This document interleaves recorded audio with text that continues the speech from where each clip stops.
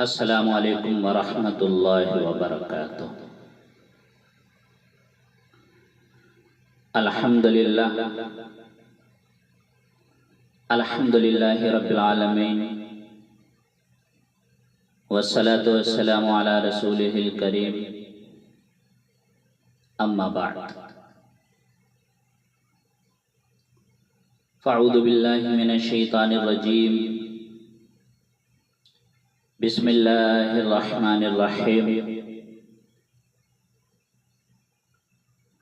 وَأَتِمُّوا الْحَجَّ وَالْعُمْرَةَ لِلَّهِ صدق اللہ العظیم۔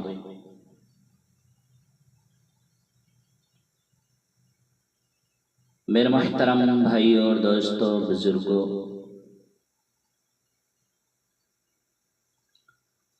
میں نے جو قرآن کریم کی آیت تلاوت کی ہے، اس آیت کے اندر اللہ تبارک و تعالی نے حج اور عمرہ کے بارے میں بیان فرمایا۔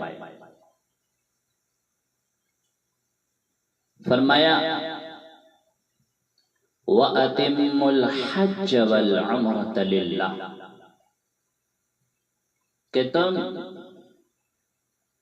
حج اور عمرہ کو اللہ کے لیے پورا کر۔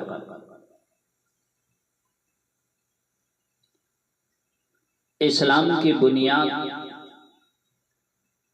5 چیزوں پر ہے، اس میں سے ایک رکن حج ہے۔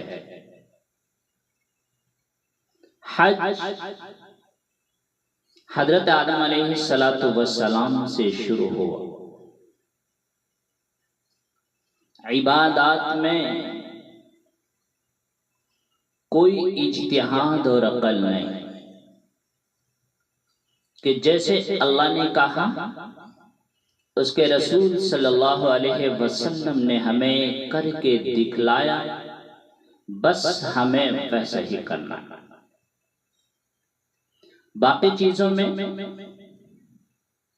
معاملات ہیں، ضروریات زندگی ہیں، اس میں زمانے کے لحاظ سے سوچ بچار بھی ہے، تبدیلی بھی ہے، اجتہاد بھی ہے، لیکن عبادات وہ ہے کہ جو اللہ نے کہا، اس کے رسول جناب رسول اللہ صلی اللہ علیہ وسلم نے ہمیں کر کے دکھلایا، بس ہمیں وہ کرنا ہے۔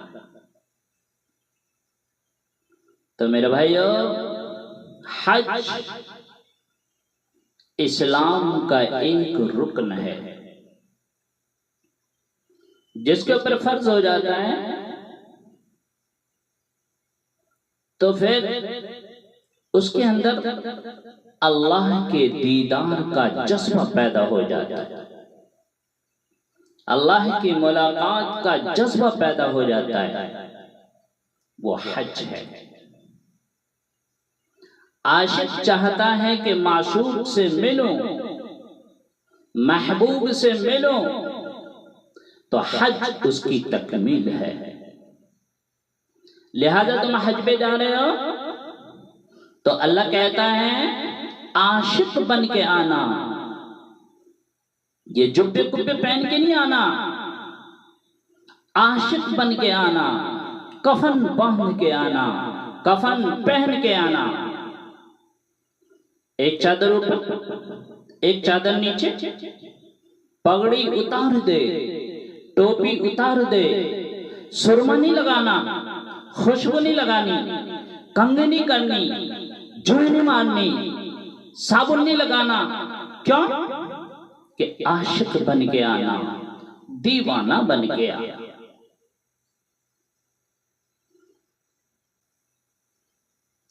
طواف کیا ہے؟ طواف محبوب کی ڈھونڈ، محبوب کی تلاش، محبوب کی ڈھونڈ ہے، تلاش ہے کہ کدھر ہے، کدھر ہے، کدھر ہے۔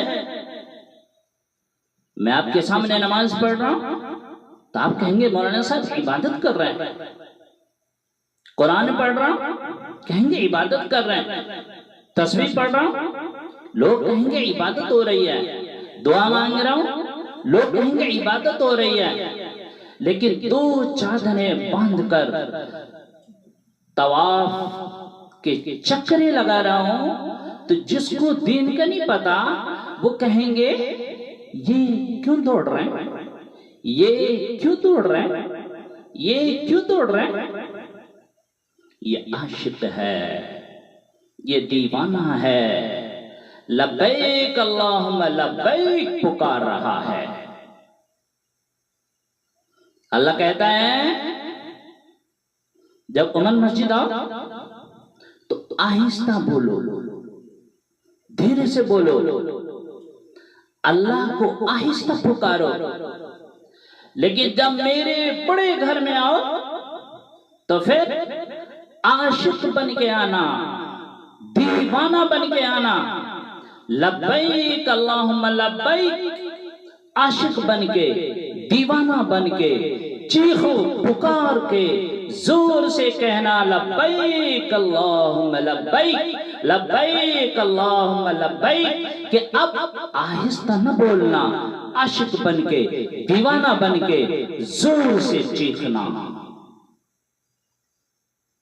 یہ میں آپ کو اللہ کی عشق کی طرف کھینچ رہا ہوں کہ روزہ بھی اللہ کا عاشق بناتا ہے، اللہ پہ مر مٹنا سکھاتا ہے، کہ بھوک بھی اسی کے لیے ہے، پیاس بھی اسی کے لیے ہے، کہ بیوی کو چھوڑ بھی اسی کے لیے ہے، کہ سب کچھ جان دینا آسان ہو جاتا ہے، لیکن حج اللہ کی ملاقات ہے۔ اس لیے تو اللہ نے بیت اللہ مکے کو ویران، نہ سبزہ نہ پانی نہ سایہ، کہ جو مکے میں آئے وہ اللہ کی طلب کے لیے آئے، پیسے کی طلب میں نہ آئے، پانی کے طلب میں نہ آئے، روٹی کے طلب میں نہ آئے، بلکہ عاشق بن کے، دیوانہ بن کے اللہ کی طلب میں آئے، دیوانہ بن کے اللہ کی طلب میں آئے۔ ایک لڑکی رات کو کعبے کا طواف کر رہی ہے اور شعر پڑھ رہی کہ میں نے محبت کو جھٹکا، لاکھ جھٹکا، پر اس نے ڈیرے ڈال دیے، خیمے گاڑ دیے، ترامبے کھینچ دی، کیلیں ٹھوک دیے۔ تو جنید بغدادی جیسی ہستی وہ بھی طواف کر رہے تھے، جب کان میں یہ شعر پڑے تو کہنے لگے او لڑکی، او بیت اللہ میں کیا کہہ رہی ہے؟ تو اس نے یوں دیکھا اور کہنے لگی مجھے غلط نہ سمجھنا، جس رب کی محبت نے رات کو تمہیں یہاں گھمایا ہے، اسی کے عشق نے مجھے بھی یہاں گھمایا ہے۔ میرا یہ عشق میرے مولا کے لیے ہے، یہ خیمہ میرے اللہ کی محبت نے گاڑا ہے، یہ ترامے میرے اللہ کی محبت نے کھینچی ہے۔ پتہ نہیں وہ لڑکی کیا تھی، جنید بغدادی جیسے ہستی سے کہہ رہی ہے کہ کیوں طواف کر رہے ہو، کس کا طواف کر رہے ہو؟ فرمایا بیت اللہ کا۔ تو زور سے ہنسی، اس نے یوں آسمان کی طرف دیکھا اور کہا واہ میرا رب، تیرے کیسے دیوانے بندے کہ تجھے چھوڑ کر پتھروں کا طواف کر رہے ہیں، تجھے چھوڑ کر پتھروں کا طواف کر رہے ہیں۔ جنید بغدادی کہتے ہیں کہ میں بے ہوش ہو کے گر پڑا، وہ لڑکی جا چکی تھی۔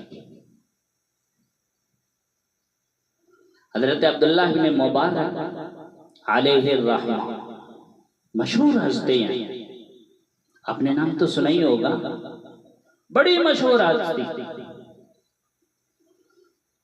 وہ کعبے کا طواف زیارت کر رہے، زیارت کرتے کرتے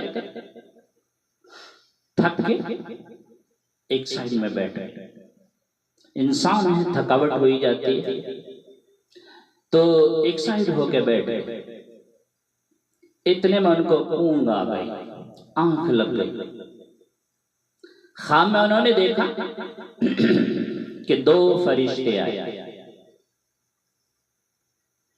وہ آپس میں باتیں کر رہے ہیں، گفتگو کر رہے ہیں کہ تجھے پتا اس سال کتنے آدمیوں نے حج کیا ہے؟ کہاں پتا کہ کتنا آدمیوں نے کیا؟ کہ 6 لاکھ آدمیوں نے حج کیا ہے۔ یہ اس وقت کی بات ہوگی، اتنی تعداد ہوتی ہوگی کہ 6 لاکھ آدمیوں نے حج کیا۔ پھر کہا کہ تمہیں پتا ہے کہ ان 6 لاکھ آدمیوں میں سے کتنے کا حج قبول ہوا؟ تو انہوں نے کہا کہ ان 6 لاکھ آدمیوں میں سے کسی ایک کا بھی حج قبول نہیں ہوا ہے۔ کہ مزید اور بھی کچھ پتا ہے؟ کہاں؟ کہ کیا پتا ہے؟ کہ فلاں علاقے میں ایک موچی رہتا ہے، وہ حج پہ تو نہیں آیا لیکن اللہ نے گھر بیٹھے ان کو حج اکبری کا ثواب عطا فرمایا، اور اسی کے طفیل 6 لاکھ آدمیوں کا اللہ نے حج بھی قبول کیا۔ تو عبداللہ بن مبارک کہتے ہیں کہ میں ایک دم سے میری آنکھ کھلی اور میں اٹھ کے بیٹھ گئی، میں بڑا حیران ہوا کہ یار آدمی اتنے پیسے خرچہ کر کے جاتا ہے، مشقتیں اٹھاتا ہے، مصیبتیں اٹھاتا ہے، پریشانیاں اٹھاتا ہے، اور پھر اس کا حج قبول نہیں۔ اور ایک آدمی گھر بیٹھا ہے اور اس کا حج قبول ہے، اور اس کے طفیل سارے آدمیوں کا بھی حج قبول ہے۔ آخر کون سا عمل ہے اس کا؟ تو عبداللہ ابن مبارک کہتے ہیں کہ میں نے حج کے سارے ارکان پورے کیے، پھر میں اپنے گھر جانے کے بجائے میں ان کی گھر کی طرف نکل پڑا، تلاش کرتے کرتے کرتے میں موچی کے گھر پہنچا، میں نے ان کو سلام پیش کیا، مبارکباد پیش کی، اور میں نے ان کو خواب کی کیفیت بتلائی۔ تو جب موچی نے یہ سنا تو اس کے آنکھوں سے آنسو جاری ہو گئے، اس نے شکر ادا کیا۔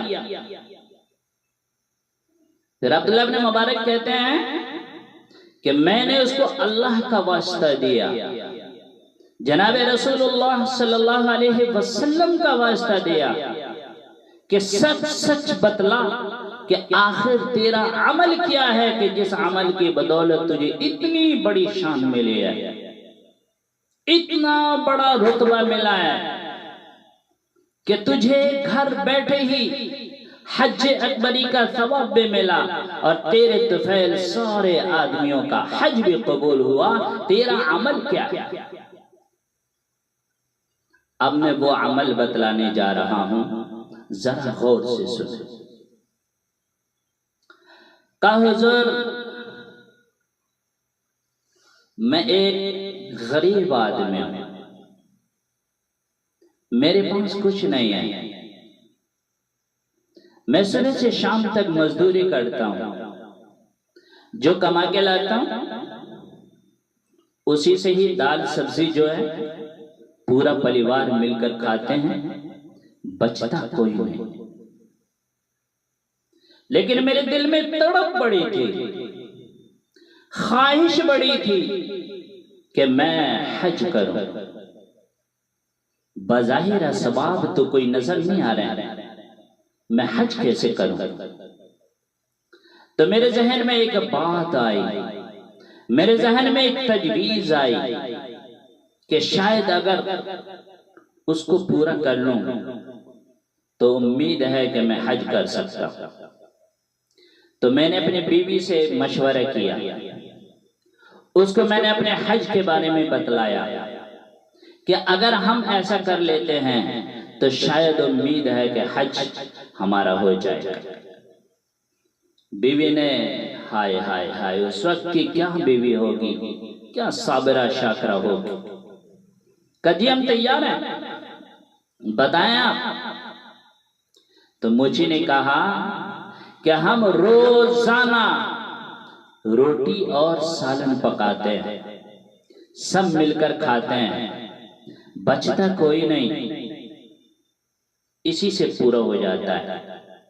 لیکن ہمارا مشورہ یہ ہے کہ آج سے ہم صرف روٹی پکایا کریں گے اور سالن کے پیسے بچایا کریں گے۔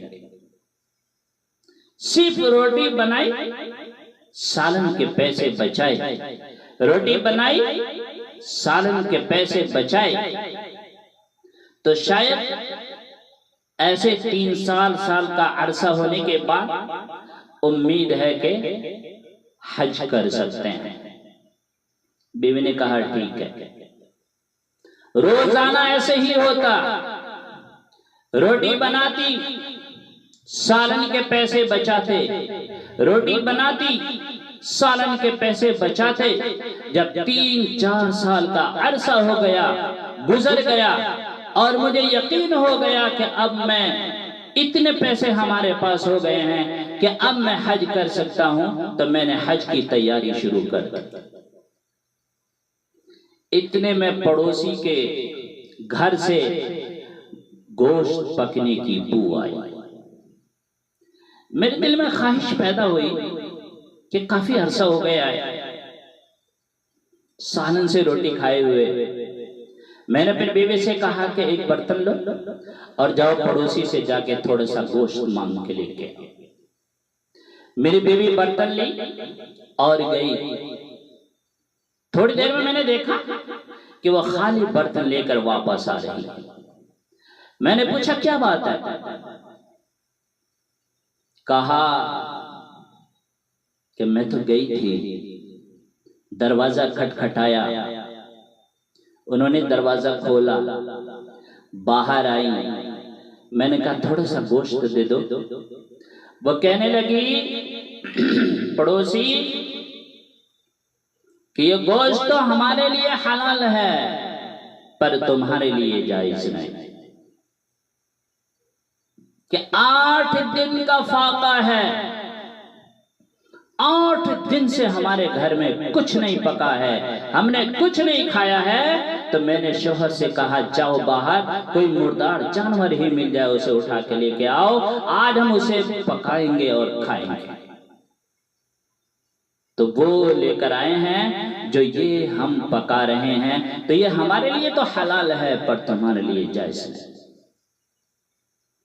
جب میری بیوی نے یہ بات سنائی تو میرے آنکھوں سے آنسو جاری ہو گئے۔ میں نے وہ پیسے جو حج کے لیے جمع کیے تھے، میں نے سارے پیسے اٹھائے اور میں پڑوسی کے گھر گیا، اس کو یہ پیسے دیا اور کہا کہ ان گوشت کو اٹھا کے پھینکو اور حلال چیزیں لے کر آؤ، بناؤ اور سارے مل کر کھاؤ، باقی پیسے بچ جاتے ہیں تو اس کو اپنے کاروبار میں استعمال کرو تاکہ آگے کے لیے تمہارے لیے آسانی پیدا ہو۔ تو میں نے وہ سارے کے سارے پیسے اٹھا کر پڑوسی کو دے دیا، تو اللہ نے مجھے گھر بیٹھے ہی حج اکبری کا ثواب عطا فرمایا، اور میرے طفیل میں ان 6 لاکھ آدمیوں کا حج اللہ نے قبول فرمایا۔ تو میرے بھائیو، میں یہاں پر اگر ایک بات کڑوی کہہ دوں تو برا نہ ماننا کہ ایک آدمی نے اپنے پڑوسی کا خیال کیا تو اللہ نے اتنا بلند مقام عطا فرمایا، لیکن کبھی ہم نے اپنے باپ کا خیال کیا؟ یقین جانو ایسے ایسے حالات سے میں گزرا ہوں اور میں نے دیکھا ہے کہ سگی بہن بھوکی مر رہی ہے، سگا بھائی بھوکا مر رہا ہے، پر ہم گل چھرے اڑا رہے ہیں۔ رشتہ داروں کے لیے، پڑوسیوں کے لیے ہمارے پاس کوئی پیسہ نہیں۔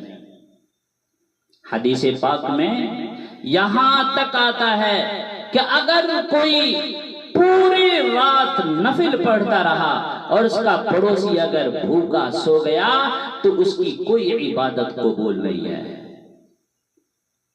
تو اس لیے میرے بھائیو ذرا اپنے گریبان میں جھانک کر دیکھیں کہ ہم کیا کر رہے ہیں۔ اللہ ہمیں نیک عمل کرنے کی توفیق عطا فرمائے، ہر بری چیز سے ہماری حفاظت فرمائے، آمین۔ وآخر دعوانا ان الحمدللہ رب العالمین۔